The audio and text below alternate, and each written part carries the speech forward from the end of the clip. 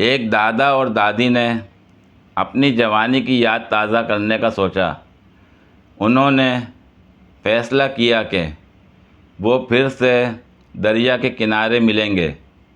دادا تیار ہو کر، بال بنا کر، ہاتھ میں پھول لے کر دریا کے کنارے چلا گیا۔ ٹھنڈی ہواؤں میں دادی کا انتظار کرنے لگا۔ بہت انتظار کیا لیکن دادی نہ آئیں۔ دادا کو بہت غصہ آیا۔ جب وہ گھر آیا تو دادی کرسی پر بیٹھی مسکرا رہی تھیں۔ دادا: تم کیوں نہیں آئیں؟ دادی: امی نے آنے نہیں دیا۔ اردو سے نابلد ایک صاحب اپنے نوکر سے 2 بطخیں منگوانا چاہتے تھے۔ نوکر نے بطخ کبھی دیکھی نہیں تھی، بلکہ بطخ کے نام سے بھی واقف نہیں تھا۔ ان صاحب نے سوچا دکاندار کو چٹھی لکھ کر دیں۔ اب ان کے سامنے مشکل یہ تھی کہ چٹھی میں کیا لکھیں۔ پہلے تو انہوں نے دکاندار کو لکھا: میرے نوکر کے ذریعے 2 بطائخ روانہ کیجیے۔ ان کو یہ کچھ عجیب لگا۔ پھر انہوں نے لکھا: برائے کرم 2 بطوخ روانہ کیجیے۔ یہ بھی کچھ عجیب لگا۔ تنگ آ کر انہوں نے ذرا بڑا کاغذ لیا اور اس پر لکھا: برائے کرم 1 بطخ روانہ کیجیے اور اسی بطخ کے ہمراہ ایک اور بطخ روانہ کیجیے۔ ایک بادشاہ کے دربار میں ایک فقیر آیا اور کہنے لگا: سنا ہے کہ آپ کی سخاوت کے قصے دور دور تک مشہور ہیں۔ بادشاہ نے جواب دیا: بالکل ٹھیک سنا ہے، تم نے مانگو، کیا مانگتے ہو؟ فقیر نے ہاتھ میں پکڑا کاسہ آگے بڑھا دیا اور کہنے لگا: بس اسے بھر دیجیے۔ بادشاہ نے گلے سے قیمتی ہار اتار کر کاسے میں ڈال دیا، مگر کاسہ بڑا تھا، لہٰذا بادشاہ نے اشرفیوں سے بھری بوری منگوائی اور کاسے میں ڈال دی، مگر کاسہ پھر بھی لبالب نہ بھر سکا۔ فقیر طنزیہ نظروں سے بادشاہ کو دیکھنے لگا۔ بادشاہ نے فقیر کی نظروں اور شرمندگی سے بچنے کے لیے خزانے کا منہ کھول دیا۔ تمام دولت کاسے میں انڈیل دی، مگر کاسہ پھر بھی خالی رہا۔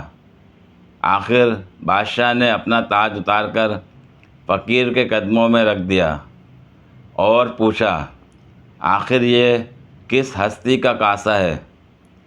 فقیر مسکرایا اور بولا: یہ کوئی عام کاسہ نہیں، حکومت پاکستان کا کاسہ ہے جو کبھی بھی نہیں بھرتا۔ رات 1:30 بجے طوفانی بارش میں ایک لڑکا پیزا لینے پہنچا۔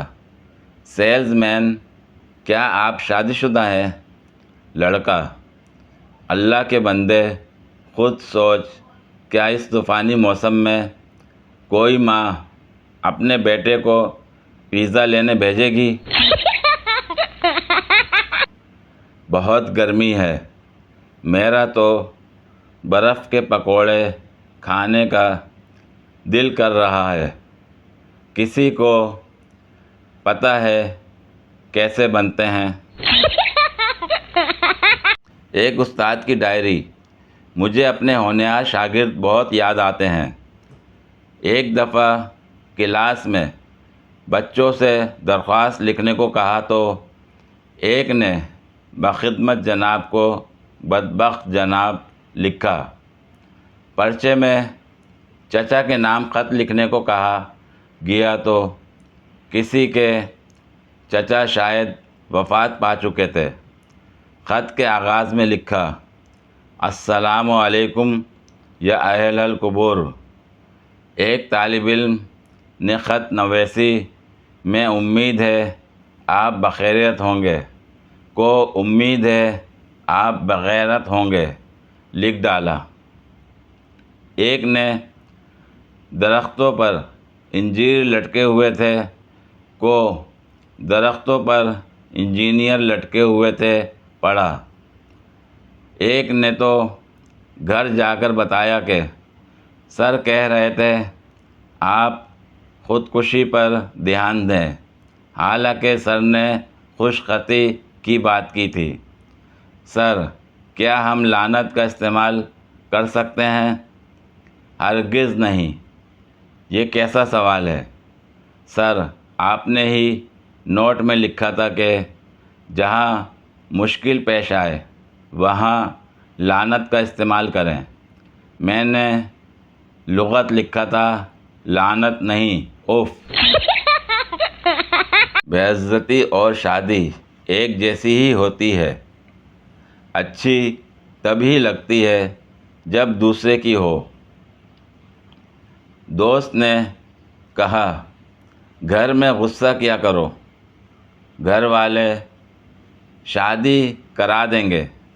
میں نے آج غصہ کیا تو انہوں نے گھر سے نکال دیا، اب مسجد میں بیٹھا ہوں۔